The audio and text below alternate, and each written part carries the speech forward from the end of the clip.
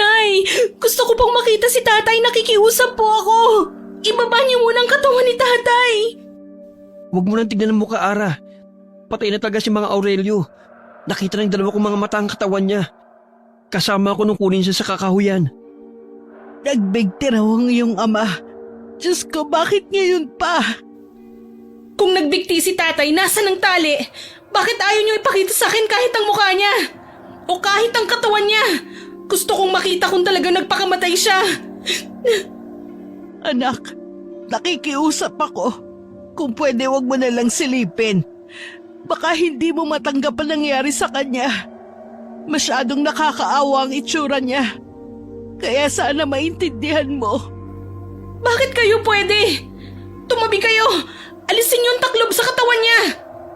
Hindi nga pwede. Bakit niyo ba ako pinipigilan? Gusto ko lang naman makita ang mukha ng ama ko! Hindi na nagpaawat si Ara sa pagtanggal sa puting kumot na nakataklob sa katawan ng ama. Parang huminto ang oras niya nang malantad sa kanyang paningin ang maitim at kulay ubing mukha nito. Halos maputol ang leeg sa higpit ng pagkakasakal. Bakit ganito ang nangyari kay tatay? Sigurado ba kayo nagpakamatay siya? At ano pa ba magiging dahilan ng pagkamatay niya? Bago umalis ang tatay mo, ibinilin ka niya sa akin. Para na siyang nagpapaalam. Hindi ako naniniwala sa mga signos. Walang problema si tatay at wala ring dahilan para magpakamatay siya. Kaya ayaw namin makita mong katawan ni Mang Aurelio. Dahil hindi mo rin makakalimutan ang itsura niya. Talagang hindi. Hindi rin ako naniniwalang nagpakamatay siya. Nasaan ang lubid na ginamit niya? Walang nakakita sa inyo, hindi ba? Hindi pa ba sapat ang marka sa leeg niya? Muling pinagmasdan ni Ara ang mukha ng ama. Akma na sana niyang hahawakan ng nakakuyom na palad ng ama nang mapansin niya ang isang bagay na nasa loob ng kamay nito. Dinukot niya yun pagkatapos ay hinila niya ang nakitang hibla na mahabang buhok. Ano ito? Bakit may buhok? Saan galing ito? Ang haba naman yan. Paano nagkaroon ng buhok sa kamay niya? Patingin nga. Ala, Diyos ko. Bakit magkakaroon ng buhok sa kamay niya? Naging palaisipan ang buhok na nakuha sa kamay ni Mang Aurelio. Hanggang napagpasya na ng mga tanod na muling ibalik ang takloba at pinagtulungang buhatin ang katawan na nakahiga sa usong nilang higa ang yari sa kawayan para dalhin sa bahay nila. Malakas ang kutob kong hindi nagpakamatay si tatay. Merong pumatay sa kanya at yun ang nagmamay-ari ng buhok na nakuha natin. Baka naman may babae ang ama mo. Hindi nagkaintindihan kaya pinatay siya. Nay, hindi po ganong klaseng lalaki si tatay. Bakit ba ayaw niyong maniwala na may pumatay sa kanya? Sandali. Wala naman po tayong sapat na ebidensya. Buhok pa lang ang hawak natin. Isang manggugupit ng buhok si Mang Aurelio. Kaya normal lang na magkaroon siya ng mga buhok sa kamay. Pinunasan ni Ara mga luha sa kanyang mukha nang muling tignan ang buhok na nasa kamay niya. Kulay itim yun at kung susukatin niya sa kanyang katawan ay sasayad na yun sa lupa. Umuwi na muna tayo. Hindi magandang pakiramdam ko sa gubat na ito. Nobyembre 25 na pala ngayon. Piyesta na pala dito sa Dumaguete. Naalala ko ngayon ang anibersaryo ng pagkamatay ng pamilya ni Lolo Dencio. Nangyari ito 20 taon na ang nakakalipas. Ganitong araw din, dito sa gubat na ito, nagbigti rin ang sinabing dahilan ng pagkamatay ng buong pamilya ni Lolo Dencio. Tama po kayo. Pero wala namang ikinuwento ang lolo sa akin. Kaya ngayon ko lang po nalamang pamilya niyang namatay noon. Kaya nga naging manunugis ng aswang ang lolo mo. At mas piniling manirahan sa gitna ng gubat. Katulad din po ba ng mga naunang biktima? May mga nakuha rin po bang mga buhok sa palad nila? Wala. Pero sa katawan nila, nagkalat ang buhok ng tao. nakapulupot sa kanilang leeg. At yun ang naging dahilan ng pagkamatay ng pamilya ni Lolo Densyo. Naniniwala ang mga tao na nagpakamatay talaga ang pamilya. Pero si Lolo Densyo, hindi naniwala. Hanggang nabalitaan naming nakapatay daw ng aswang ang matanda. Pero wala naman kami nakitang katawan ng aswang. Hanggang nabaon na lang sa limot. Kung ganun po, Nay, naulit po ang mga nangyari noon? Totoong may aswang at ito ang pumatay kay tatay? Tara na nga muna sa inyo, Ara. Biglang tumayo ang mga balahibo ko sa katawan eh. Isa pa, dumidilim na ang paligid. Hindi ligtas kung mananatili pa tayo sa lugar na ito. Akmang hahakbang ng mga paa ng tatlo para umuwi. Nang pagtingin nila sa unahan ng daana, ay nakita nila ang anak ni Kapedring na si Bella. Pusturang-pustura ito habang nagmamadaling maglakad papalapit sa kanilang kinaroroonan. Mataray at maarte ito magsalita, bagay na ikinaiinis ni Ara sa babae, habang panayang tingin kay Danny. Ay Ara, nabalitaan ko ang nangyari. Nakikiramay ako sa'yo. Nakakalungkot naman. Bakit ba nagpakamatay si Mang Aurelio? Hindi nagpakamatay ang tatay ko. Pinatay siya. Bakit ka ba pumunta dito? Malapit nang dumilim, sumugod ka pa dito sa amin. Tara na nga, Danny.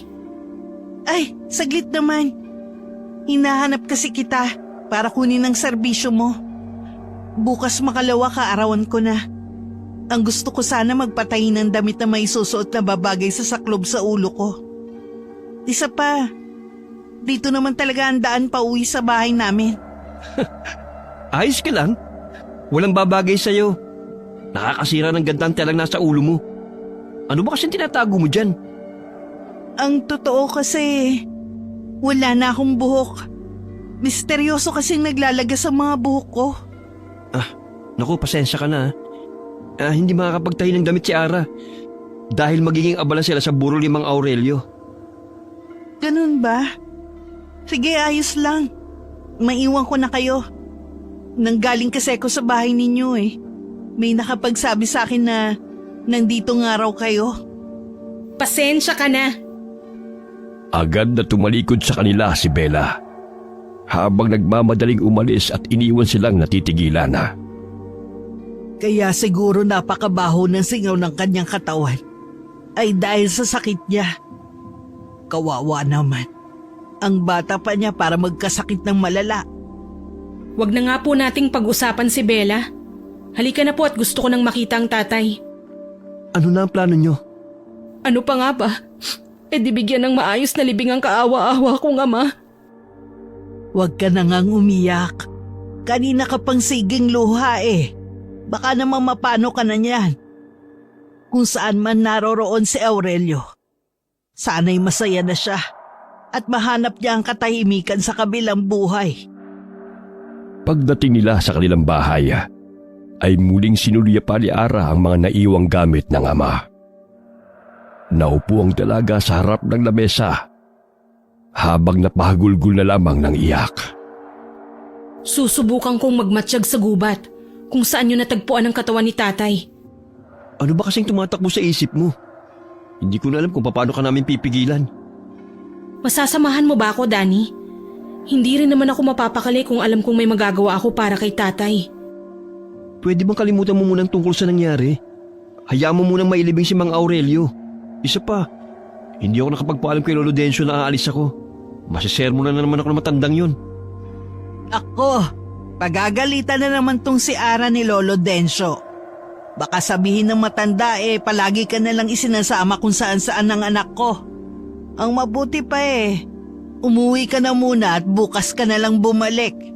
Delikado pa naman sa daan papunta sa inyo kapag malapit ng gumabi. Sa bundok pa naman kayo nakatira. Sigurado po ako nakarating na rin kay Lolo yung mga nangyari kay Mang Aurelio. Hindi na ba nagtatahi ng damit si Lolo Densyo? Patagal na siyang hindi nananahi. Paano ba naman may edad na, malabo na rin ang mga mata. Sabi ko nga bigyan lang niya yung mga kagamitan niya Kaya sa masira at mga lawang. Hindi raw niya basta ipagkakatiwala ang alaala raw niya sa kanyang yumaong lolo. Siya raw magpapasya kung kailan daw niya ibibigay ang mga gamit niya. Hindi ka nagmana sa galing niyang magtahi. Hindi ko hilig ang manahi. Ang gusto ko lang, mga aso sa gubat para maibenta sa palengke at gawing pera. Sige, kailangan ko nang umuwi. Walang kasama si Lolo sa bahay namin eh. Isa pa, baka hindi na rin ako madalas na lumabas pa ng gabi. Mahirap na. Nakikiramay ako sa inyo, Ara. Pagkatapos magpaalam, ay tumalikod na rin si Danny pauwi sa bahay. Naroon ang lupain ni Lolo Dencio sa gitna ng gubat, na kung saan ay bihirang mapasok ng mga tao. Naihatid na lamang ng tanaw ni Ara ang papalayong kaibigan. Saka muling binalingan ng ina para mag-ayos sa burol ng ama. Pagkaraan ng 3 araw, pagkatapos ng libing ni Mang Aurelio, isang gabi, naabutan si Ara ng kanyang ina habang nagsusukbit ng itak sa kanyang bewang. Nakahanda rin ang lumang gasera na ginawa pa ng kanyang ama. Hindi rin sila abot ng elektrisidad, kaya tanging gasera lamang ang pangtanglaw nila sa gabi. Saan ka pupunta? Bakit meron ka sukbit na itak? Pupunta po ako sa gubat, Nay. Magmamanman ako doon. Aalamin ko kung sino ang pumaslang kay tatay. Sa ganitong oras, nasisiraan ka na ba ng bait? Paano kung mapahamak ka? Kaya kong protektahan ang sarili ko, Nay. Isa pa, hindi ako matatahimik hanggat hindi ko nalalaman kung anong dahilan ng pagkamatay ni tatay at kung sino ang pumatay sa kanya. Habang nag-uusap ang mag-ina, ay dumating naman si Danny. Sumilip ang binata sa pinto ng kanilang bahay habang nakasuot ito ng damit pangbundok. May nakasukbit din na itak sa tagiliran ng kaibigan. Pinagmasdan niya aling media ang itsura ni Danny sa muling bumaling kay Ara. Isinama mo pa tong si Danny. Tignan niyo ang mga ayos ninyo para kayo pupunta sa gera. Nay, hayaan niyo muna kami. Kahit ngayong gabi lang. Mahal kong tatay at hindi ako makakapayag na namatay lang siya ng ganun lang. Eh ako, paano naman akong nag-aalala sa'yo? Naisip mo ba kung anong nararamdaman ko? Kung pati ikaw mawawala sa akin. Kasama naman po ako eh. Poprotektahan ko po si Ara. Isa ka pa. Sinusuportahan mo pa ang kalokohan ng kaibigan mo. Paano kung mapahamak kayo? Sa palagay ba ninyo hindi masasaktan ng mga pamilyang nag-aalala sa inyo? Nay, kahit ngayon lang. Pag wala kaming napala, titigil na ako. Aalis na po kami. Ano pa nga ba? Wala naman na akong magagawa. Siya nga pala, nanggaling dito si Bella, hinahanap ka. Magpapatahi raw siya sa'yo. Kapag hindi ka na raw abala sumaglit ka daw sa bahay nila. Tinamaan ng lintik. Malapit yun sa bahay ni Lolo Dencio Napakalayo niya sa bahay natin. Parang nanadya talagang babaeng yun Hayaan mo na. Sunod-sunod ang gusto niya at may taning na ang buhay. Sige na, umalis na kayo. Mag-iingat kayo, ha? Nang magpaalam si Ara sa ina, nagsimula na silang maglakad ni Danny. Pupuntahan nila ang mga lugar na posibleng dinaanan ng ama niya. Ilang minuto lang ang lumipas ay nakarating na sila sa tapat ng malaking puno ng santol. Inilapag muna ni Ara ang lumang gasera, saka sinuri ang katawan ng kahoy. May napansin siyang mga bakas ng dugo na nakadikit sa balat nito. Dito ba talaga natagpuan ng tatay? Oo. Nakahiga na siya at wala ng buhay. May sugat na siya sa kanyang leeg. Maitim na ang palibot ng sugat nito. Indikasyong matagal ng patay. Kung ganun, hula lang nila na nagbigti ang tatay. Pero hindi nila aktwal na nakitang nakasabit sa punong ito. Parang gusto ko nang maniwalang may iba pang nangyari kay Mang Aurelio. Dahil yun talaga ang nararamdaman ko. Kaya kita isinama dito. Dito sa gawing to. Tignan mo. Nakapagtataka na maraming bakas ng bukang nakadikit sa katawan ng punong to. Kapansin-pansin din ng mga nabaling sanga ng katabing halaman. Indikasyon parang nanlaban si Mang Aurelio sa kung ano nila lang umatake sa kanya bago siya pinatay. May posibilidad kayang May aswang na dito sa baryo natin? Totoo kaya ang kwento ni nanay na may nabuhay na halimaw? Matagal nang may mga kumakalat na kwento dito sa baryo natin tungkol sa pagkamatay ng ating mga magulang. Pero wala pa naman nakakita sa itsura ng mga halimaw. Ang mabuti pa kaya, si Lolo Densyo kausapin natin tungkol dito. Siya lang naman ang maraming kwento sa mga nilalang na nambibiktima ng mga tao. Maghintay pa tayo dito kahit ilang minuto pa. Ang mabuti pa, patayin mo muna ang ilaw natin. Magtago tayo dito sa puno ng santol. May kutob akong babalik siya. Pero hindi na dito. Ang alam ko, malalakas ang pakiramdam ng mga nilalang na nagtatago sa dilim. Agad nang pinatay ng magkaibigan ng ilaw sa gasera at tahimik na nagkubli sa puno na malapit din sa pinangyarihan ng pinagpaslangan sa ama. Pero nakalipas na ang 1 oras na pagmamatyaga ay wala silang nakitang kahina-hinalang kilos o bakas ng kahit anong nilalanga na magpapatunay na pinatay ang ama. Malungkot ang mukha habang sinindihan ni Ara ang ilaw. Tama ka. Malabong mangyaring bumalik pa dito ang pumatay kay tatay. Kung tao man siya, ang gagawin niya ay tumakas. Kung aswang man, ang gagawin naman niya ay magpalipas ng ilang araw para makapambiktima ulit. Pero sa ibang lugar naman. Baka nga hindi pa yung taga rito sa baryo natin eh. Posibleng sa kabilang baryo na dito lang ng biktima. Ang mabuti pa itigil na natin ang pagmamatsyag. Pati trabaho ko apektado na rin eh. Isa pa, magtatahi na ako ng damit para kay Bella para tigilan na niya ako. Mabuti ka nga, may trabaho eh. Ang hirap naman dahil mano-mano lang akong magtahi. Kung sana may pera ako na pambili ng makina, hindi sana ako nahihirapan. Tad-tad na ng butas ng karayom ang aking mga daliri. Parang hindi kamay ng dalaga eh. Ang mahalaga, marami pa rin nagtitiwala sa'yo kahit tatahing kamay lang. O anong plano natin ngayon? Uuwi na. Baka hindi na makatulog si nanay sa kahihintay sa akin. Salamat nga pala sa pagsama mo sa akin ah. Tumango lamang si Danny saka nagsimulang maglakad.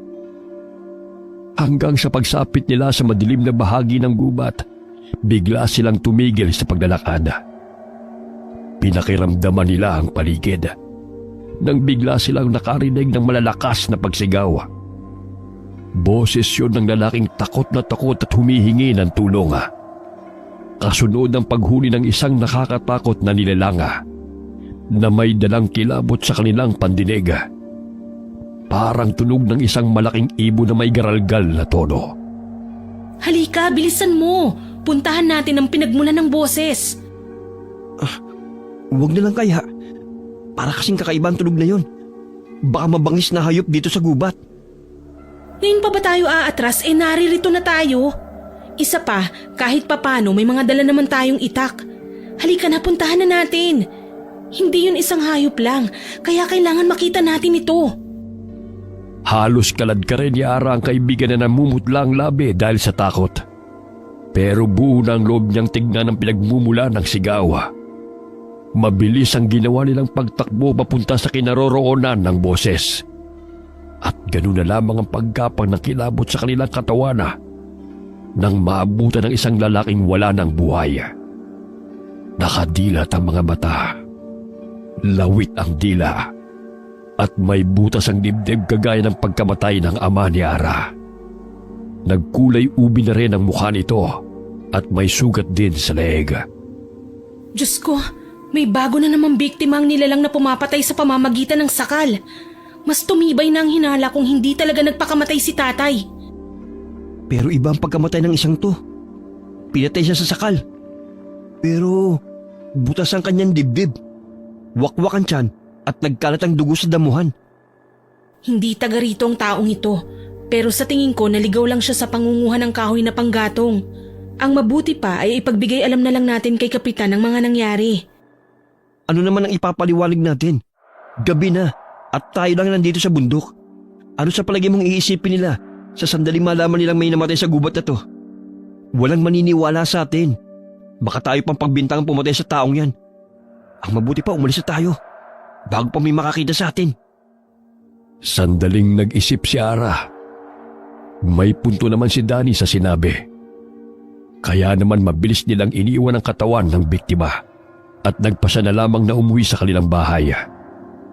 Sa tahanan na lang nila nagpalipas ang magdamagang kaibigan dahil natakot itong umuwi ng mag-isa. Kinabukasan ay putok na ang balitang may panibagong namatay sa gubat. May ilang mga taong naniniwalang pinatay ito ng mabangis na hayop sa gubat.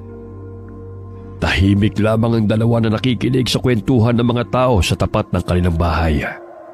Habang si Danny nagsisimula pa lamang maglakad para umuwi sa kanila. Ano nangyari sa lakad niyo kagabi? Bakit ganun si Danny? Magugulatin at hindi mapakali. Natakot po kasi siya sa bagong napapabalitang namatay kagabi. Ang alam ko po hindi ordinaryong tao ang pumapatay, kundi isang aswang. Aswang? Pati ba naman kayo naniniwalang may aswang sa baryong to? Kilala ang mga tao rito na may mabubuting puso at tahimik na namumuhay bilang isang tunay na tao. Kalokohan. Ang mabuti pa, puntahan mo na si Bella at talagang hindi ka titigilan sa kakukulit na ipagtahi mo siya ng damit. Naihanda ko ng mga dadalhin mo. Nay! At pwede ba? Tigilan mo na ang kapipilit na may aswang sa baryo natin. Magtrabaho ka na muna. Wala na tayong kakainin. Patay na si Aurelio, wala na tayong ibang maaasahan. Hindi na binigyan ng pagkakataong makapagsalita si Ara ng kanyang ina nang iabot nito sa kanya ang maliit na baga na may mga lamang sinulid at gunting na ginagamit niya sa pagtatahi. Para namang pinagtatabuyan na ninyo kung umalis si Nay eh. Para hindi kung ano-ano ang inaatupag mo. Sige na, at nagsasawa na rin ako sa pangungulit sa akin ni Bella. Opo, pupunta na po. Napapangiti na lamang na pumasok ang kanyang ina sa kusina. Habang siya naman ay nagsimula na rin maglakad papunta sa bahay ni Bella. Saktong pagdaan niya sa lugar kung saan napatay ang lalaki, ay nagsipagtayuan na ang kanyang mga balahibo sa katawan. Binilisan na lamang niya ang paglalakad at mahigpit na hinawakan ng itim na baga. May mga nakasalubong siyang mga tanod na tumingin sa lugar na pinagkunan sa katawan ng biktima. Sumulyap pa ang matabang tanod sa kanyang dalang gamit, pero nilampasan lamang siya nito. Pagdating niya sa bahay ni Bella, ay nakita niyang nakaupo ito sa balkonahe, kasama ang amang si Kapedringa. Gawa sa sawali ang dingding ng bahay ni Bella. Maganda, malinis at ang bubong naman ay yari sa kugona. Mayaman na kung titignan na kapag nagkaroon ng ganitong kagandang tirahan. Ay, salamat naman. At natuloy ka na rin magpakita sa akin. Halika, pasok ka. Si Danny, hindi mo ba kasama? Hindi, wala namang gagampan ng trabaho ang lalaking yun dito. Abala lang siya. Ay, sayang. Sana isinama mo para may kakwentuhan tayo habang nananahi ka. Ano bang ipagagawa mo sa akin? Ito kasi mga kortina ko sira. Natastas na ang mga laylayan. Pati itong mamahaling kong bestida na punit din. Nagmamadali kasi ako nung isang araw na umuwi dahil gabi na. Hindi ko na malayang sumabit sa sanga ng kahoy, kaya nasira na. Iniabot ni Bella ang bestida nitong kulay dilaw kay Ara. Punit ang laylayan ng damit at may mantsa ng dugo. Napatingin siya sa mukha ni Bella na agad din namang naintindihan nito. Sumabit kasi ako sa sanga ng puno sa pagmamadali ko. Eto, may sugat ako sa binti. Kasi naman sunod-sunod na ang mga namamatay sa gubat. Kaya natatakot na ako maglakad mag-isa. Gusto ko nga sana kausapin si Danny na kung pwede sana sunduin niya ako palagi kapag pauwi na ako galing sa trabaho. Bilang isang mga awit kasi, madalas umuwi ako ng hating gabi. Pwede bang mahiram ko muna si Danny? Mahiram? Ano siya, bag? Na pwede mong bitbitin kung saan ka magpunta? Tsaka si Danny ang tanungin mo, wag ako. Hindi ako pwedeng magdesisyon para sa kanya. Ay, ang sungit naman. Gusto ko lang naman makipagkaibigan sa kanya eh. Kaya lang palagi niya akong iniiwasan. Baka naman may gusto na siyang iba. Basta. Akin lang siya. Kaya kung may relasyon kayong dalawa, itigil mo na. Naku, magtigil ka sa iniisip mo. Kaibigan ko lang si Danny. Walang namamagitan sa amin. Teka, patingin nga ng gunting na gagamitin mo. Baka kasi makalawang na eh. Humawa pa sa damit ko. Inilalabas pa lamang ni Ara ang gunting ay hinablot na ito ni Bella sa kanyang kamaya. Sinuri lang nito sa pamamagitan ng paghaplos sa talima, saka muling ibinalik sa kanya. Ayos naman pala. Sige na, papasok na ako sa loob. Marami pa akong gagawin eh. Ikaw na ang bahala dyan. Anong gusto mong ulam? Naku, wag ka nang mag-abala pa. Tatapusin ko na kagad tong pagtatahi ko. Tsaka kailangan ko na agad umuwi eh. Mahirap nang maabutan ng pagdilim sa daan. Teka, bakit ka ba nagmamadali? Saka magkano bang serbisyo mo sa damit ko? Nang maihanda ko na ang bayad. Mura lang ang singil ko sa'yo ah. Hindi ka naman iba, basta barya lang ha. Wala akong pangsukli sa'yo eh. Ilang sandali pa'y iniwan na siya ni Bella. Nahagip naman ng mata niya ang masamang tingin sa kanya ni Kapedringa habang nagbabayo ito ng palay sa lusong paharap sa kalana. Nakakailangang uri ng tingin ito na hindi kumukurap ang mga mata. Saka lang din siya nakahinga ng maluwag nang mawala sa kanyang tabi si Bella.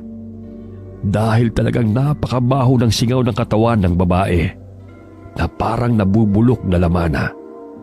Kahit na panay ang bahing niya, hindi nito nahalatang nababahuan na siya sa amoy ng babae. Pagkaraan ng 4 na oras na pananahi ni Ara, ay dumating naman si Danny, habang pawisan at habol ang hininga. Sinasabi ko na nga ba, nandito ka eh. Oh, Danny, anong ginagawa mo dito? Nanggaling ako sa bahay niyo. Sinabi ni Aling Medi na pinapunta ka nga raw niya dito sa bahay ni Bella. Ipinatatawag ka sa akin ni Lolo Densyo. Kakausapin ka raw. Mamaya na lang at tatapusin ko pa tong tinatahi ko. Ay, Danny, ikaw nga. Ano ginagawa mo rito? Sinasabi ko na nga ba eh. Pupuntahan mo rin ako dito. Bakit ba? Si Ara ang pinunta ko rito, hindi ikaw. Tapos ka na ba, Ara?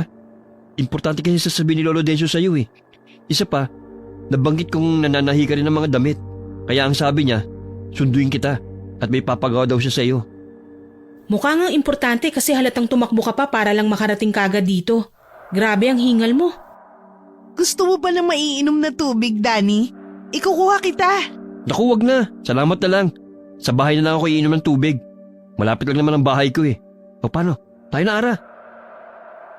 Nakasimangot namang nagdabog ng paa si Bella nang tanggihan ito ni Danny at iniabot kay Ara ang bayad sa pagtahi. Ang binata na rin ang nagligpit ng mga gamit ni Ara, sabay ng pagpaalam kay Bella para umalis. Nang makalayo sa bahay, habang naglalakad ay nagtanong si Ara kung bakit gano'n na lamang ang pakikitungo ng binata kay Bella. Ewan ko ba? Ang bigat kasi ng loob sa babaeng yun. Isa pa, ang baho, hindi ko talaga kayang amoy. Hindi naman amoy anghit, pero talagang nakakasuka. Parang may sugat na hindi naghihilom. Eh di bang sabi niya ay dahil sa buhok niya? Nakita mo naman na hinahabol siya ng langaw. Pasensya na kung kasalanan ng pag-usapan ng isang tao tungkol sa mga kapintasan niya. Tama ka. Pero talagang kakaibang babaeng yun. Pati ang ama niya, si Kapedring. Nakita mo ba ang sama ng tingin sa atin nang magpaalam tayong umalis kanina? Hayaan mo na. Ano ba kasing sasabihin sa akin ni Lolo? Ang mabuti pa, siya na lang ang tanungin mo. Ang hirap ipaliwanag eh. Oh, nandito na pala tayo. Mukhang naghihintay nga sa atin ng matanda. Nakaabang na kagad sa pinto eh. Ang ganda pala ng bahay ninyo. Ngayon lang ako nakarating dito eh. Ang sungit kasi ng lolo mo eh. Nakakapagtaka nga na gusto niya akong makita para makausap. Tungkol ito sa namatay na lalaki at sa tatay mo. Naikwento ko kasi sa kanya ang mga nakita natin kagabi. Alam niya kung anong klaseng aswang nakita natin pumatay sa biktima. Halika na, bilisan mo.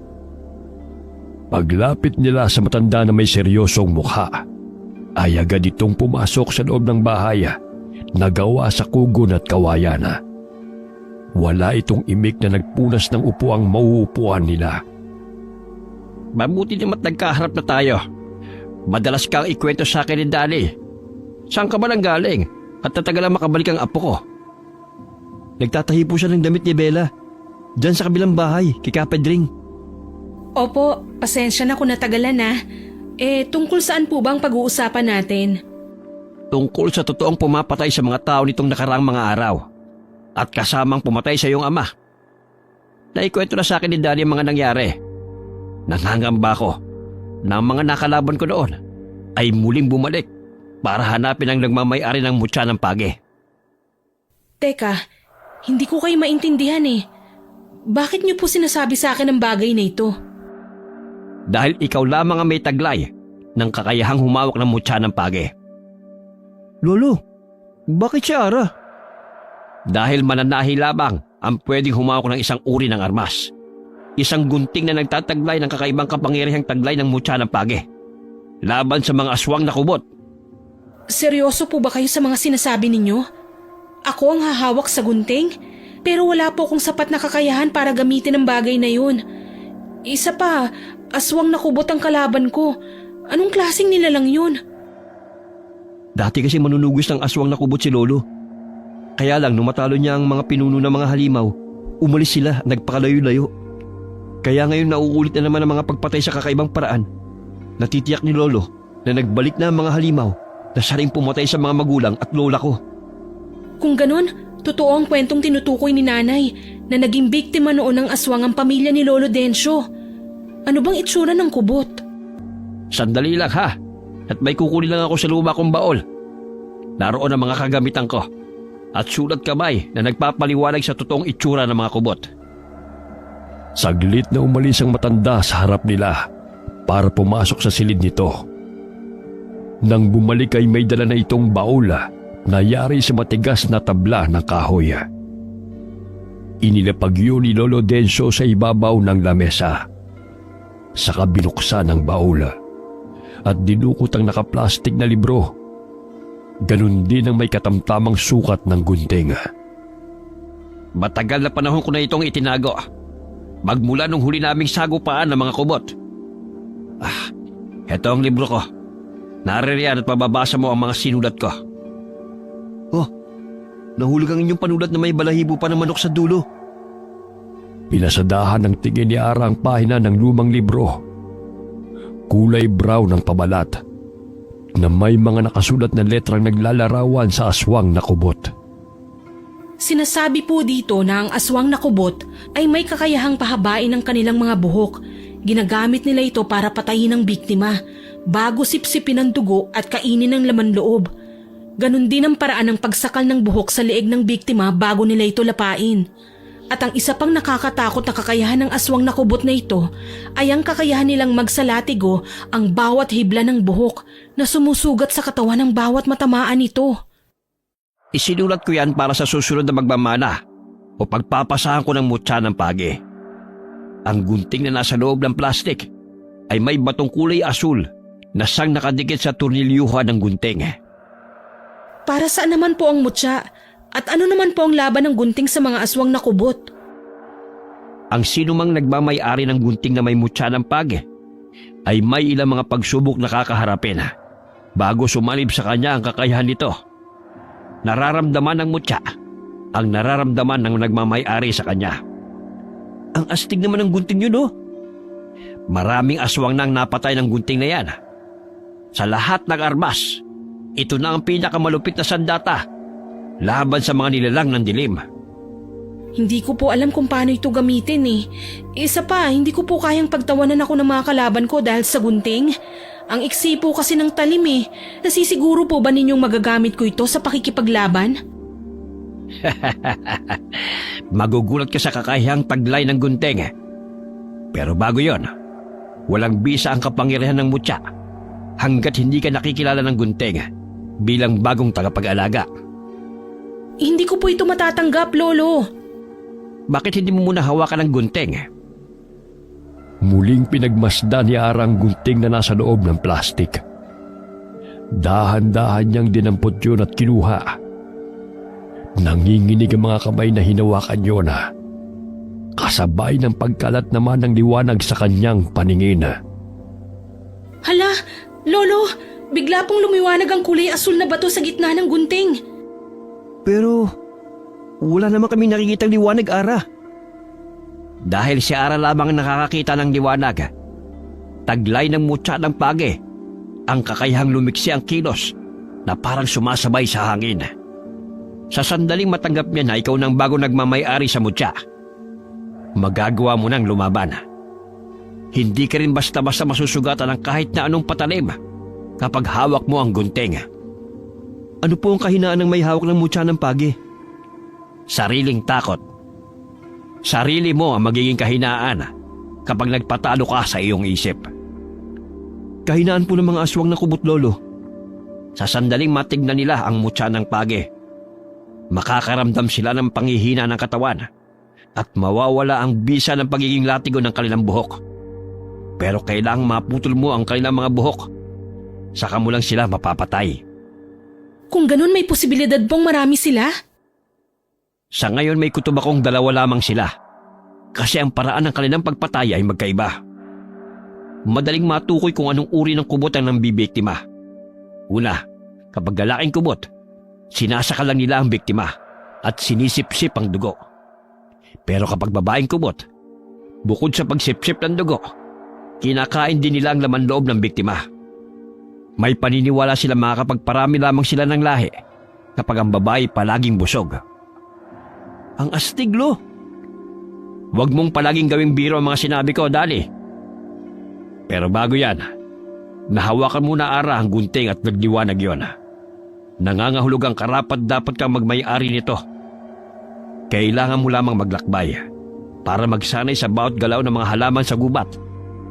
Sila ang magbibigay hudyat sa iyo kung malapit lang ang iyong kalaban.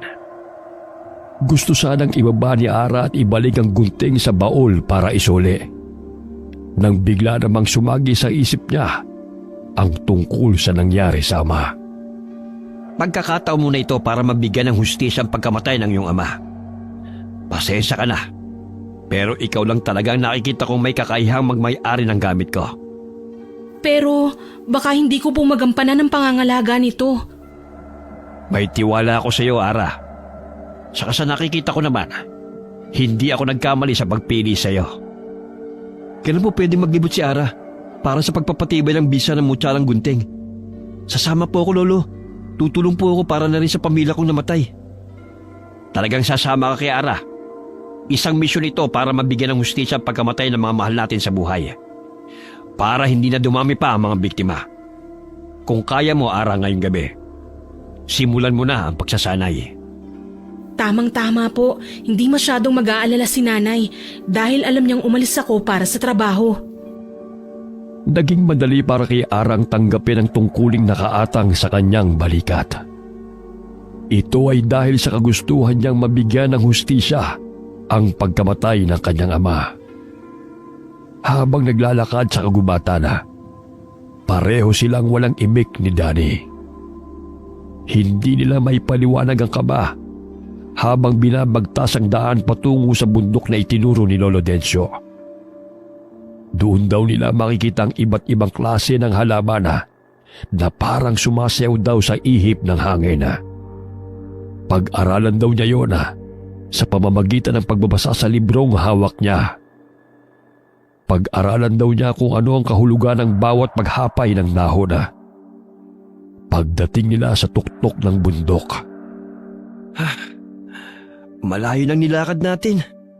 Si Lolo talaga, parang niloko lang tayo eh. Tumahimik ka nga. Kinakabahan na nga ako sa ginagawa natin eh. Para kasing ibang nararamdaman ko sa hangin. Parang may nakaambang panganib sa atin.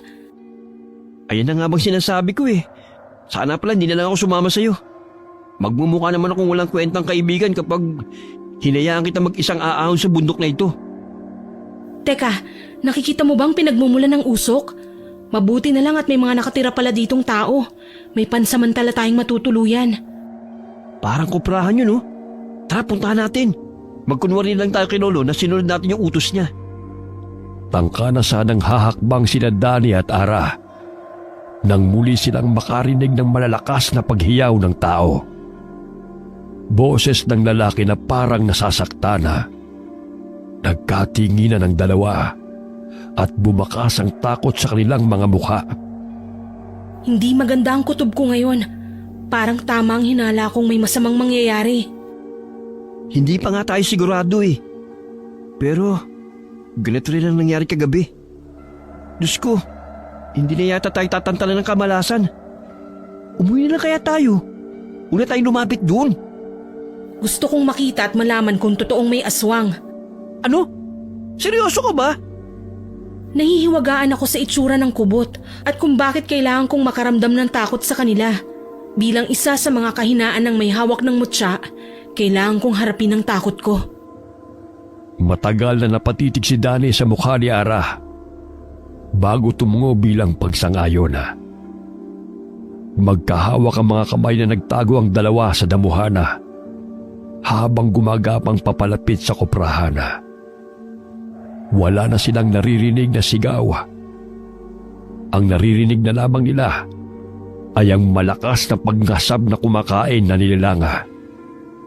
Pag-angat nila ng mukha para sumilip, halos manlaki ang kanilang mga mata sa nasaksihang panginginain ng isang nililanga na may mahabang buhok.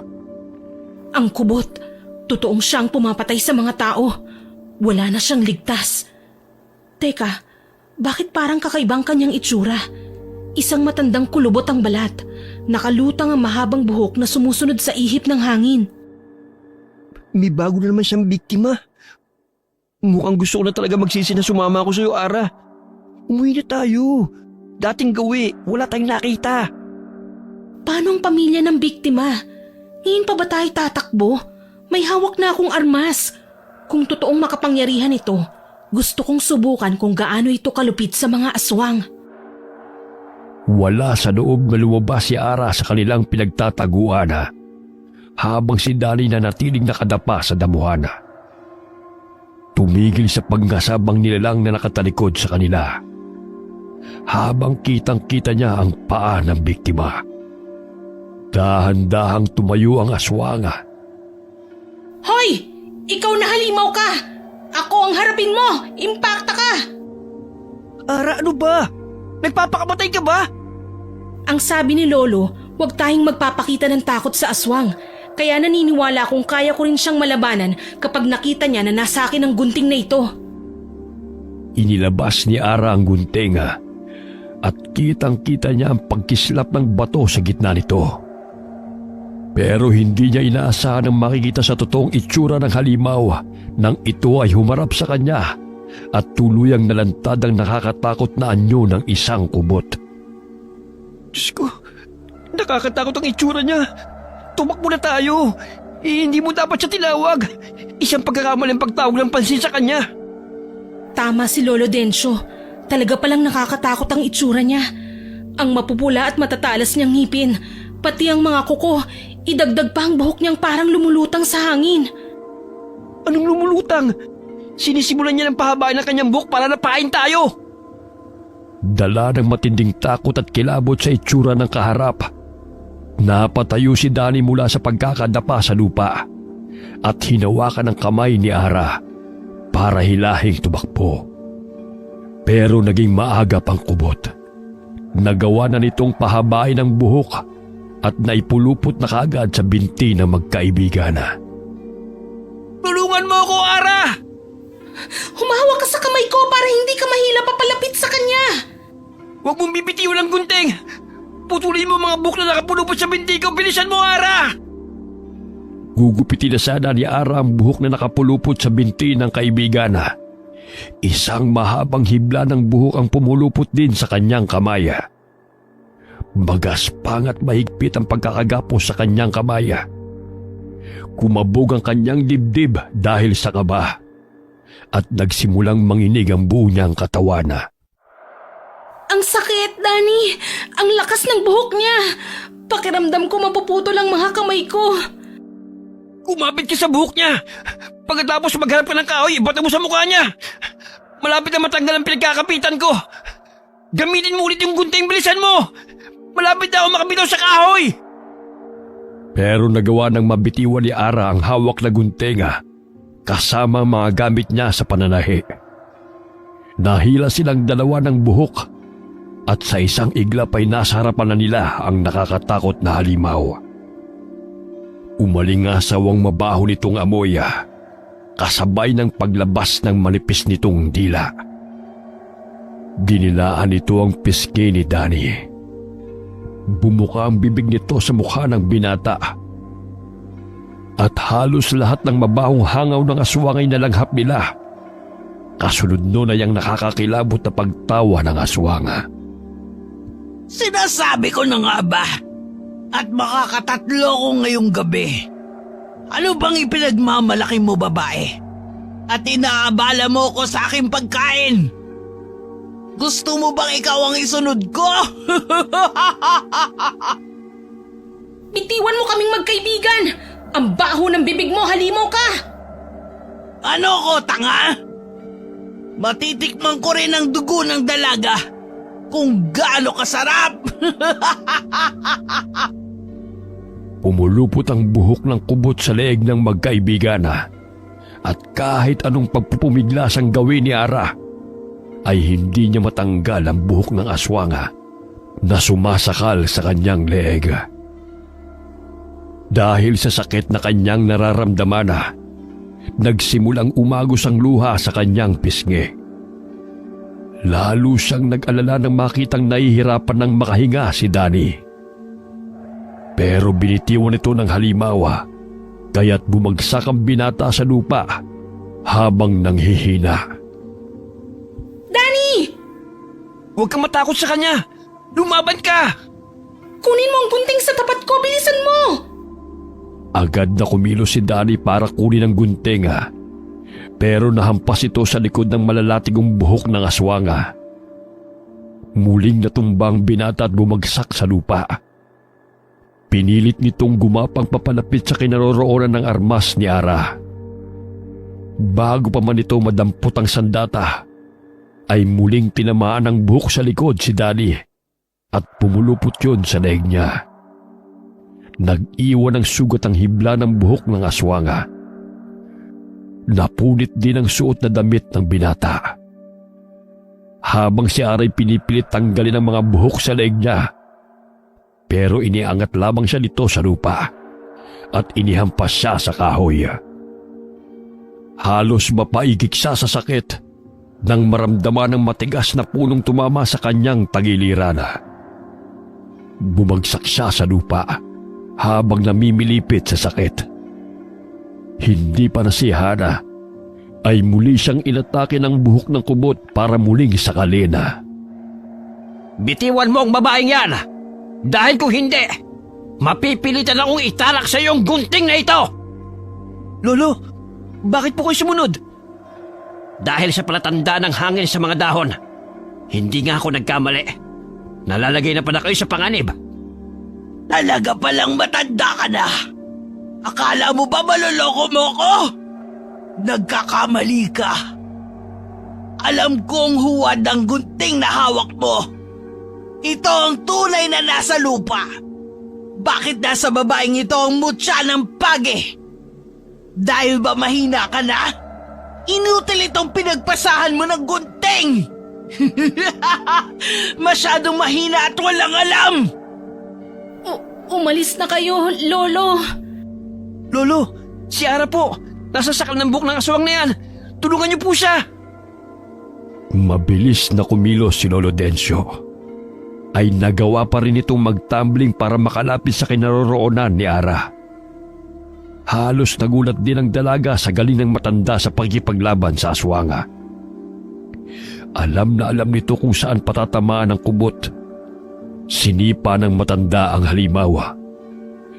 Pero tinamaan naman siya ng matalas na kuko ng kubot sa pisngi. Gumanti ang matanda gamit ang hawak na guntinga. Inasinta nitong putulin ang buhok na nakasakal sa leeg ni Ara. Bumagsak sa lupa si Ara sa tapat mismo ng guntinga. Kahit nanghihina ang katawan ay nagawa ng dalagang damputin ang guntinga Itinapat niya yun sa liwanag na nagbumula sa sikat ng buwan.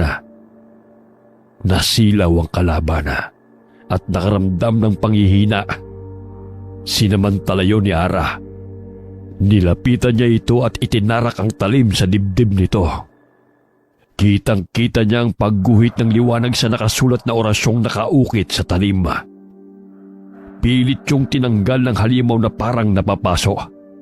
Dahil mababaw lamang ang pagkakabaon ay nahulog sa lupa ang gunting. Sa takot naman ng aswang ay kumaripas ito ng takbo papalayo sa lugar na yon. Halika na! Tayo na! Kailangan natin makalis dito! Natanggal niya ang gunting na itinusok mo, Ara. Sayang hindi mo napuruhan. Pagkakataon na sanang mapatay natin ang halimaw na yon. Ang nakapagtataka, para siyang napapaso sa gunting. Kunin mo ang gunting, Danny. Kailangan natin magamot ang mga sugot niyo sa likod. Kumilos na tayo bago pa dumating ang iba pa niyang kasama. Inalalayan ng dalawa si Ara sa tigkabilang braso habang naglalakad. Ramdam na ramdam niya ang mainit na likidong umaagos sa kanyang likod. Pati ang panlalabo ng kanyang paningin. Ang mahapdi niyang leeg na nalagyan ng marka dahil sa buhok ng kubot. Hindi nila sineryoso ang kakayahan ng kalaban. Naging kampante sila sa aswang na kubot. Nahigit pa lang nakakatakot sa inaakala nila. Pagdating nila sa kubo ng matanda, ay agad itong naghanda ng maligamgam na tubig at malinis na tela. Ganon din ang mga talbos ng dahon ng bayabas. Halata sa matanda ang pagkataranta. Tinamaan kayo ng lintik. Bakit hinayaan niyo masugatan kayo ng kubot? Hindi niyo ba alam na may laso ng kanilang mga buhok? Lalo na kapag lumapat sa sugat. Sinubukan ko lang naman po kung may bisa ang gunting. Hindi po talaga naming inaasahan na malakas siya. Mabuti na lang dumating kayo. Talagang naunahan lang po ako ng takot. Pasensya na po, muntik pang mapahamak si Danny dahil sa akin. Hindi ka nag-iisip. Hindi pa ganap ang pagkilala sa iyo ng mutya. Paano kung napatay kayo? Ngayong alam na ng mga kubot na nasa iyong gunting, hindi ka nila titigilan. Palpak lolo ang ipinagmamalaki niyong armas. Ni hindi ko man lang nagamit ang gunting para ipagtanggol ang sarili ko. Dahil matigas ang ulo mo. Pinairal niyo ang basta sugod lang. Mukhang nagkamali yata ako ng pinagpasahan. Kahit ako, dismayado rin sa bisa ng gunting. Nagpatalo ko sa takot ko nang makita ko ang totoong itsura ng aswang. Para siyang matandang halimaw na parang hindi tinatablan ng kahit na anong patalim. Ngayon ay alam mo na kung gaano siya kalakas. Akala ko po nagkaputol-putol na ang mga buto ko sa katawan. Sa lakas ng halimaw na yon. Aray lolo, ang sakit ng sugot ko sa likod. Pero totoong natakot ang kubot nang makita ang gunting na hawak ko. Ayan, nabendahan ko lang sugat mo sa likod. Siguro naman pagkatapos ng nangyari sa inyo, magtatanda na kayo. Tulungan niyo akong tapusin ang mga kubot. Marami na silang napapatay. Baka maulit ang mga nangyari noon. Kailangan ko po munang umuwi sa bahay. Bigla akong nag-alala kay nanay eh. Paano kung puntahan siya ng mga aswang tapos wala ako sa tabi niya? Pero mas lalo mag-aalala ang nanay mo kung makikita ka sa ganyang kalagayan. Tama lang na malaman ni nanay ang mga nangyari sa akin. Hindi rin naman ako matatahimik kung mananatili ako dito. Tapos si nanay ay nag-aalala sa akin. Samahan mo ko, Danny. Kung pwede dito na muna tumira si nanay pansamantala para sa kaligtasan niya. Kung ganon, mag-iingat kayo. Wala namang problema kung dito muna titira ang iyong ina. Dalhin niyo ang gunting para kahit pa paano may panlabang kayo kung sakaling muli niyong makaharap ang mga kubot. Tutal nagkasubo na ito. Isa pa, nasugatan mo ng halimaw, Ara. Hindi malabong mangyari na balikan niya ang mga mahal mo sa buhay para gumanti. Bumundol ang kaba sa dibdib ni Ara ng mga alala ang ina. Hindi na niya makakaya pa kung pati ito'y mapahamak. Matapos magpaalam sa matanda, ay naglakad na sila papunta sa ibaba ng bundok. Dala ang kanyang gunting na nakasukbit sa kanyang bewang sa suot niyang shorts. Mabagal ang kanilang lakad dahil masakit pa rin ang kanyang katawan, lalo na ang sugat sa kanyang likod. Pero pagdating nila sa tapat ng kanilang bahay, ay maraming mga taong nagkakagulo. May dalang mga sulo. Kitang-kita nila kung paano kalad ka rin ang kanyang ina palabas ng pinto. Galit na galit ang mga tao habang nakatutok ang hawak na sibat sa kaawa-awang si Aling Medi. Para itong aswang na tinutugis ng taong bayana. Ano nangyayari? Bakit nila sinasaktan si Aling Medi? Nay! Dani, lapitan natin ang nanay baka kung anong mangyari sa kanya. Ito na nga bang kinatatakutan ko eh. Ang ibintang sa'yo nangyari kanina. Anong ibig mong sabihin? Magtago muna tayo rito. Pagmasdan mo sila. Hindi mo ba naririnig? Pinalalabas ka nila sa bahay mo. Dahil may nakakita raw sa'yo na ikaw pumatay sa biktimang natagpuan nila sa kuprahan. Pero kanina lang yun nangyari. Parang ang bilis naman ng balita. Tsaka bakit ako? Huwag ka maingay. Baka may makarinig sa atin dito. Lalong nag-alala ang dalaga nang makita niyang isa-isang naglabas ng lagare ang 4 na kalalakihan kasamang matabang tanod na nakasalubong niya kanina. Sabay-sabay nilang nilagare ang haligi ng kanilang bahay. Akma na sanang tatayo si Ara para saklolohan ng ina. Pero pinigilan siya ni Dani. Delikado kung magpapakita ka ngayon. Isa pa, hindi nila sasaktan si Aling Medi. Bakit pinapalibutan nilang bahay namin? Ano bang balak nilang gawin? Kagaya ng nakaugalian dito sa baryo. Kapag may nagawang mali ang taong nakatira sa bahay, nagkakaroon ng bayanihan ng mga tao para buhatin ang bahay mo at ilayo sa baryong ito. At ito ang pinakamasakit na parusa sa mga taong nagkakasala. Alam ko, pero wala akong kasalanan. Bakit nga nila gagawin ito sa amin? Napahagulgol ng iyak si Ara habang naririnig ang tunog ng lagare sa haligi ng kanilang bahay. Sa dami ng tao ay walang nagawa ang kanyang ina kundi ang umupo sa lupa at umiyak ng malakas. Hindi aswang ang anak ko! Namatay rin ang asawa ko! Kaya huwag ninyo gawin sa amin to, nakikiusap ako! Saan ninyo dadalhin ang bahay ko? Talagang hindi ko na ito makakayang tingnan, Dani. Kailangan ko magpakita sa mga tao. Ano ka ba? May sugat ka. Paano mo ipapaliwanag sa kanila na hindi ka aswang kung makikita ka nilang nasa ganyang kalagayan? Mas lalong sumama ang loob ni Ara nang makita nilang kinakaladkad ng 2 tanod ang kanyang ina. Pasunod sa bahay na usong-usong ng mga tao. Doon lang din niya napansin ang mga gamit niya sa pananahi na dala ng isang tanod na mataba. Kung ganon, ibinintang nila sa akin ang pagkamatay ng lalaki dahil sa mga nahulog kong gamit? Kung tamang sinabi mo ang tanod na yun ang huling nakakita sa'yo, nangangahulugan ang gamit mo ang pinagbatayan nila para ibintang sa'yo ang pagkamatay ng lalaki.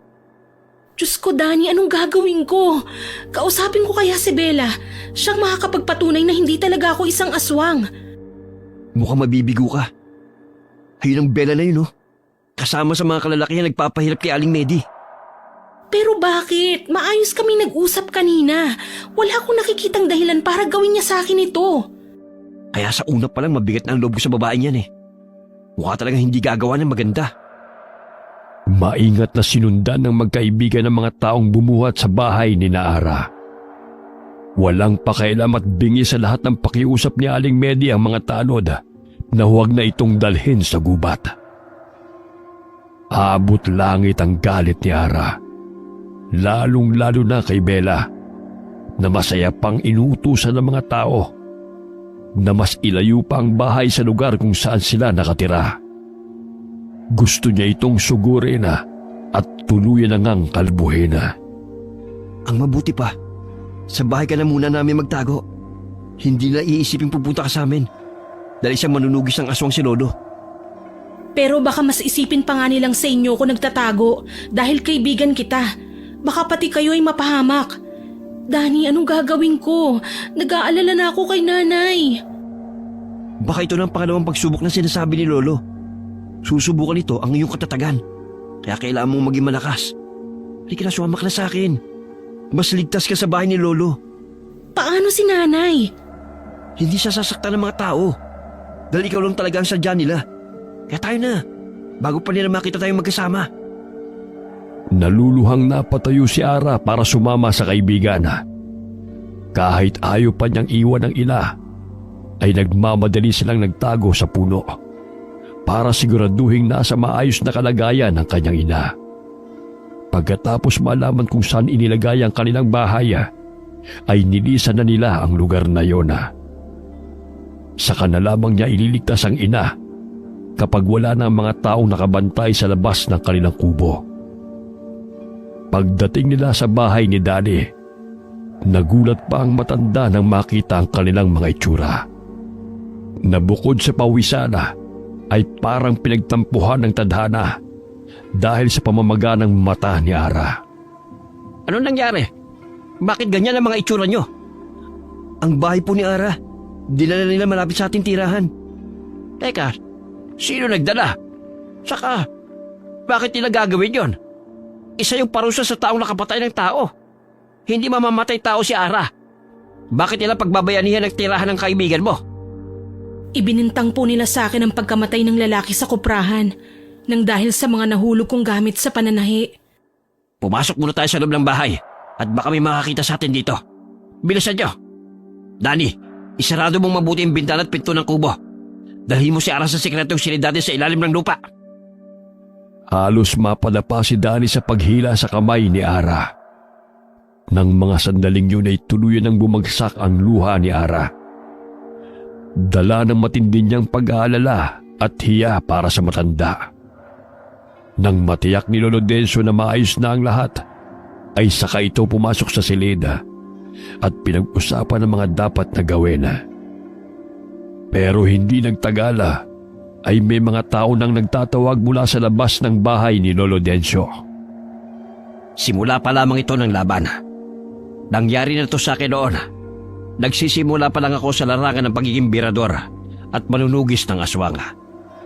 Sinubok na rin ako ng pagkakataon. Kasama yan sa pagdadaanan mo. Kumikilos na ng palihimang mapagpanggap na aswang. Kahit na ano mangyari, wag na wag kang lalabas, Danny. Lalong-lalo ka na, Ara. Kung gano'n, Lolo, may kakaya magpanggap na tao ang mga kubot? Oo, dahil mga tao rin sila. Nagiging malakas lang at lumalabas ang kanilang kakayahan sa gabi para mabuhay o kumain ng tao. Sige na, baka makahalata ang mga tao kapag natagalan akong lumabas. Naiwang nakikiramdam ang dalaga sa naging usapan ng matanda sa labas. Panay din ang buntong hininga ni Danny habang tahimik na nakatingin sa kanya. Biglang naramdaman ni Ara ang pag-init ng gunting na nakasuksok sa tagiliran niya. Danny, nararamdaman kong biglang uminit ang gunting. Bakit kaya? Huwag kang umalis. Ibinilin sa atin ni Lolo na wag kang lalabas ng bahay dahil baka magkaroon sila ng hinala kapag nakita nila ang sugat mo. Matyagang naghintay sina Ara at Danny sa loob. Inilabas na rin niya ang gunting na hindi nawawala ang pag-init noon. Nagtatakang napatitig sa kanya si Danny nang hawakan ito ang gunting na nasa kamay niya. Ilang saglit pa ang lumipas ay pumasok na ang matanda. Nagsisimula na ang mga tao na magronda para hanapin ka, Ara. Ang alam nila ay isa kang aswang. Si Bella ang nagpatunay na nakita ka raw niyang tumatakbo palabas ng koprahan. Ang masaklap. Hinahanap na rin nila si Danny. Pero ang sabi ko'y inutusan ko siyang bumili ng pagkain sa bayan at bukas pa uuwi. Naniwala ba sila, Lo? Oo. Sabi ni Bella, si Ara lamang ang nakita niyang pumatay sa lalaki. Lolo, habang nasa labas ka kanina, bigla pong uminit ang bato sa gitna ng gunting. Bakit po kaya? Sigurado ka ba? Kung ganon, nasa paligid lang natin ang kubot. Isa sa mga taong naghahanap sa'yo. Talagang malakas ang loob ng mga halimaw na yan. Kung nasa akin pa ang gunting, malalaman ko kagad kung sinong nagpapanggap na halimaw sa harap ko. Malilinis na sana natin ang pangalan ni Ara. Ano ng plano mo, Ara? Si Nanay, paano ko siya makukuha para dalhin dito? Bantay sarado ang bahay ng iyong ina. At malakas ang kutob kong siya ang gagamiting pain ng mga tao para lumabas ka. At sasamantalhin naman ito ng aswang. Hindi dinalaw ng antok si Ara ng gabing yun. Kahit malapit ng magliwanaga, ay hindi niya nagawang ipikit ang kanyang mga mata. Makirot na rin ang mga sugat niya sa katawan. Saglit na nagpaalam si Lolo Dencio sa kanila. Ito ay para silipin ang kanyang ina. Tanghalian na nang dumating ang matanda. Dala ang isang masamang balita. May panibagong na biktima na naman kagabi ang aswang. Pero mabuti na lamang at hindi napuruhan. Nasugatan lamang ng konti sa leeg. Sino po? Baka po nakita niya ang itsura ng kubot at may makakapagpatunay na hindi si Ara ang aswang. Nagkakamali ka. Si Ara pa rin ang itinuturo ng ama ni Bella. Si Kapedring ang nabiktima kagabi? Oo, kaya mag-iingat ka. Ang ipinagtataka ko lamang ay bakit kanila ginigipit. Idinidiin kanila. Pero Lo, alam naman nating ibang-ibang itsura ng mga aswang at hindi madaling matukoy kung ano ang kanilang totoong anyo. Kaya paano nilang nasabi si Ara ang aswang? Hindi maganda to. Halatang pinag-iinitan nila ang kaibigan ko. Yun nga ang ipinagtataka ko. Bakit nila itinuturo ang lahat ng sisi sa akin, samantalang ibang itsura ng aswang? May lumilin lang sa mga tao at minamanipulo ang kanilang paniniwala. Binubulag sila ng mga kasinungalingan. Matagal na nag-isip ang tatlo tungkol sa mga nangyayari. Hanggang muling sumapit ang dilim. Nagpasya si Ara na harapin na ang kanyang problema. Naabutan ng matanda na naghahanda si Ara ng kanyang mga gamit. Saan ka pupunta? Haharapin ko, Lolo, ang mga halimaw na sumisira sa pagkatao ko. Patutunayan ko nagkakamali sila sa mga ibinibintang nila sa akin. Pero mapanganib. Paano kung maunahan ka ng kalaban at ang taong bayan ang pumatay sa iyo? Hindi yun mangyayari. Mamamatay na muna ako bago nila masira ang pangalan ko. Buong tapang na lumabas ng bahay si Ara kasama si Danny, na nagdala naman ng sibat na maaari nilang magamit sa sandaling atakihin sila ng aswang. Mahigpit din ang pagkakahawak ni Ara sa gunting na hindi na niya binitiwan habang naglalakad patungo sa bahay ng kanyang ina. Natanaw nila ang liwanag na nagmumula sa apoy na dala ng mga taong nagroronda. Pero ilang saglit lang ay nakarinig sila ng malalakas na hiyawan ng mga tao. Sa bandang yun, may mga humihingi ng tulong. Naririto na ang mga halimaw dahil umiinit ang hawak kong gunting. Maghanda ka, Danny. Kahit na anong mangyari, si Nanay kagad ang ililigtas natin. Mag-iingat ka! Tumambad sa kanila ang isang lalaking nagpupumiglas sa pagkakasakal ng buhok sa leeg nito. Ang aswang ay nakatayo sa gitna ng maraming tao. Nakagapos rin ang kanyang ina sa malaking puno. Kaya gano'n na lamang ang galit niya nang makita ang kalagayan ng ina. Pasigaw na sinugod ni Ara ang aswang na nagulat din sa pagdating niya. Dinampot niya ang buhok nito at ginupit ng gunting. Napasigaw ng malakas ang aswang na kubot dahil sa sakit. Nagwala ang halimaw sa sobrang galit. Gumalaw ang mga buhok nito papunta sa kinaroroonan niya. Pumulupot ang buhok nito ng mahigpit sa braso ni Ara. Ngayon ka lumaban. Nakahanda na akong mamatay, peste ka. Anak, mag-iingat ka! Iligtas mo na ang sarili mo! Hindi nakinig si Ara sa sigaw ng ina. Iwinasiwas niya sa hangin ang gunting at namanghasa sa taglay na kakayahan ng armas. Humaba ang talim nito at nanlaki ang mga mata ng aswang. Natakbo na sana ito, pero nahawakan niya ang buhok ng kubot at ubod lakas na pinutol ang hibla. Inihampas ni Ara ang puluhan sa mukha ng halimaw, kaya nanghina ito at bumagsak sa lupa. Nagkaroon ng pagkakataon ng dalaga na maibabawa ng aswang. Ninuhuran niya ang tiyan nito at buong lakas niyang itinarak ang talim sa dibdib. Parang huminto ang oras na magkikisayang halimaw sa tapat ng mga tao. Lahat ay nagulat sa ipinakitang tapang ni Ara. Kaya nang tumayo siya, ay pinagmasdan nilang mabuti ang mukha ng halimaw. Si Kapay Dring ang kubot. Anak ng putya. Nagpanggap ang biktima at ikaw pang tinuro. May mga nasaktan ba sa inyo? Nakita nyo, hindi ako ang kalaban. Ito ang totoong pumapatay sa halimaw.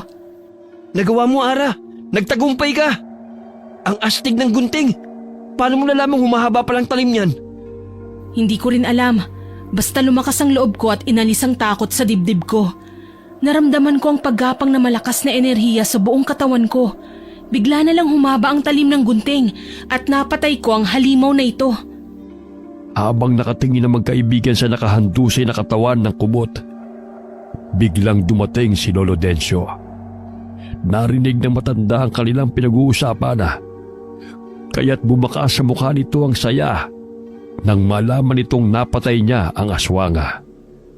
Dahil kinilala ka ng mutya sa pagkumpas mo sa hangin, nakatulad sa parang paglangoy ng pagi. Sadyang hindi ko sinabi sa iyo ang bagay na ito dahil alam kong kusa kang kikilalanin ng mutya. Binabati kita. Dahan-dahang ibinaba ng mga tawong hawak ng mga sibat. Saka kinalaga ng tali si Aling Medi. Nang matanggal ang tali, ay patakbong yumakap ito kay Ara. Diyos ko, akala ko katapusan ko na. Mabuti na lang dumating ka. Dahil kung hindi, baka naubos na ang mga tao rito. May mga kubot pa palang naninirahan sa baryong to. Ligtas na po tayo. Kaya lang, marami po ang nasawi. Ara, nagpapalakpakan ng mga tao dahil sa ginawa mong pagtulong sa kanila. Saka lang muling napako ang tingin ni Ara sa kubot na napaslang niya. Napansin niyang parang natuyo ito. Nakahawig ng isang tuyong dahon na. Indikasyong nalagutan na ito ng hininga. Lumakas ang ihip ng hangin at umalingasaw ang pamilyar na amoy ng nabubulok na laman. Kung ganon, may isa pang kubutang nagbabadyang magpakita sa atin. Bakit, anak? Mga kasama, magtago tayo sa malalaking puno para hindi tayo masaktan ng aswang. Dalawa po ang kubot na ito at hindi pa tayo nakakasiguradong ligtas na tayo. Danny, isama mo ang nanay sa bahay ni Lolo. Ako nang bahalang humarap sa aswang. Hindi pa tapos magsalita si Ara, ay bigla siyang nakaramdam na may mga matang nakatingin sa kanila. Inilibot niya ang paningin sa paligid at nakita niyang nakatayo sa madilim na bahagi ng kakahuyan si Bella. Nagbago ang anyo nito at tinanggal ang telang nakatakip sa ulo. Hindi totoong unti-unti itong nakakalbo. Dahan-dahang humabang hibla ng buhok ni Bella at inatake nito ang leeg ni Aling Medi. Natumba ang ginang at bumagsak sa lupa. Saka mabilis na hinila ng buhok patungo sa kinaroroonan ni Bella. Hindi ko mapapalampas ang pagpatay ninyo sa asawa ko! Magbabayad kayo! Ikaw ang magbabayad sa akin sa pagpatay mo sa aking ama. Bitiwan mo ang aking ina dahil kung hindi, magkasama ko kayong papatayin ng buhok mong malalatigo. Ibabaong ko sa dibdib mo ang gunting. Halos manginig ang buong katawan ni Ara nang makitang nahihirapang huminga ang kanyang ina. Kaya't nagpasirko-sirko ang dalaga sa ere. Eksakto ang pagbagsak niya sa tapat ng buhok na nakasakal sa leeg ni Aling Medi. Iwinasiwas niya sa ere ang guntega, kasabay ng mabilis na paghaba ng talema. Nagawa niyang maputol ang buhok nito. Inundayan siya ng kalmot sa mukha ni Bella, pero nakailag si Ara. Kasunod ang paghampas niya ng gunting sa mukha ni Bella. Nasugatan niya ito sa pisngi. Nakita niyang parang nanghihina ang kalaban kaya mas lalo niyang tinapat ang talim sa liwanag ng buwan. Nasilaw naman si Bella sa refleksyong nanggagaling sa mutya ng pagi. Ikaw ang totoong halimaw. Kaya pala magkasing amoy kayo ng halimaw na umatake sa amin sa kuprahan. Dahil ikaw ang totoong aswang na pumatay sa aking ama. Isa kang mapagpanggap na kubot. Lubusin mo na ang pagtingin sa mukha ko. Dahil ito na ang huling mukhang masisilayan mo. Pinatay mo ang aking asawa. Kaya magbabayad ka! Asawa? Ang ibig mong sabihin si Kapedring ang asawa mo? Akala namin mag-ama kayo. Paano nangyari yun? Mas matanda siyang di hamak sa'yo. Pinaglololoko mo ba kami? Akala ko ba akong gusto mo? Nilinlang niya tayo, Danny. May ibang pakay si Isabela kaya siya naging malapit sa'yo. Dahil sinusubukan niyang makuha ang gunting na hawak ng lolo mo. Tama na ang satsat! Ibigay niyo na sa akin ang gunting! Nang wala nang masaktan sa inyo! Imbis na sagutin ni Ara si Bella ay inunahan niya na ito. Hindi na niya hinintay na makapagpahaba pa ito ng buhok. Sapat na ang kakayahang meron siya para labanan ang kubot. Tinamaan si Ara ng paghagupit ng buhok nito sa kanyang likod. Bumulwak ang dugo sa dati niyang sugat. Napaluhod ang dalaga sa lupa. Pero hindi na nahimik ang mga tao. Lalapitan na sana ni Bella si Ara nang paulanan nito ng sibat ng mga nagloroda. Kaya lamang sadyang maliksi ang halimaw. Sabay-sabay nitong napuluputan sa leeg ang 3 tanod na nahagip ng buhok nito. Itinuon ni Ara ang talim ng gunting sa lupa. Saka inusan ang orasyong nakasulat sa talim. Sinundan niya ang pagguhit ng liwanag sa bawat salita ng siya lamang ang nakakakita. Dahan-dahan niyang binigkas ang orasyon na Bersabes Termundo El Patirno! Bersabes Termundo El Patirno. Lolo, bakit gumagaya ka sa pagsambit ng orasyon ni Ara? Para magbigay paubaya bilang dati nagmamay-ari ng mutya. Doble ang lakas ng orasyon kapag dalawang magsasalita. Mag-iingat kayo sa paglapit, Lolo. Ngayon lapitan mo ang kubot at saka mo uliting sambitin ang orasyon magbibigay kapangyarihan sa pagtanggal sa kakayahan ng aswang na yan. Bersabes Termundo El Patirno! lumiwanag ang paningin ni Ara na tanging siya lamang ang nakakakita. Biglang gumaan ang kanyang pakiramdama na parang lumulutang sa hangin. Dahan-dahan siyang lumapit sa hindi makagalaw na kalaban. Humangin ng malakas at nang itapat niya ang mutya ng pagi sa mukha ni Bella, kusang natanggal ang mga buhok nito sa anit. Bumagsak sa lupa si Bella, pati ang mga taong nasasakal ng buhok ng aswanga. Ubod lakas na niluhura ni Ara ang nakahigang katawan ni Bella at itinarak niya ang gunting sa dibdib nito. Nanginginig ang mga kabaya. Napilit binubunot ni Bella ang talim na nakabaon sa dibdib nito. Kasabay ang pagbula ng bibig ng babae, ang paggaralgal ng boses at paglabas ng dugo sa ilong at bibig nito. Nagkikisa itong pilit pa ring hinahawakan ng humabang gunting, pero parang napapaso lamang ito at tuluyang bumagsak ang kamay sa lupa. Yan ang nararapat para sa'yo, halimaw ka. Muntik mo pa akong pagbayarin sa mga kasalanang nagawa mo. Yan ang tunay na itsura ng kubot. Isang matandang babae na nagpapanggap na isang bata. Kaya pala nung pumunta siya sa bahay ay umingit ang gunting. Dahil siya na pala ang halimaw na matagal nang nambibiktima sa mga kalalakihan. Ang galing mo, anak.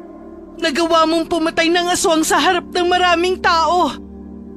Isa-isang nagpasalamat at humingi ng tawad ang mga tao sa kanilang mag-ina tungkol sa nagawa nilang pananakit sa kanila at paglilipat ng bahay sa bundok.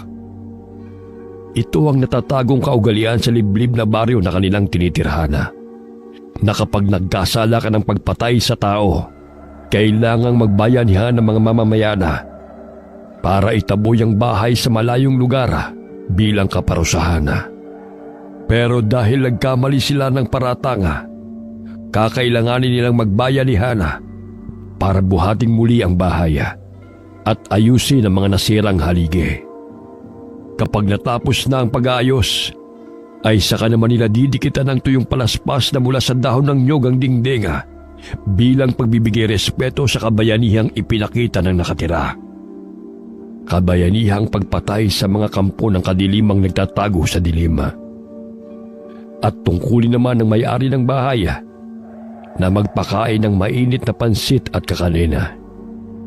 Muling naibalik ang katahimikan sa baryo hanggang sa kasalukuyan ay nangyayari pa rin ang ganitong kaugalian hanggang itinuring ang mga taong naninirahan dito na City of Gentle People. Si Ara naman bilang manunugis ng aswang ay binansagang babaeng bayaning may sandatang gunting. Wakas.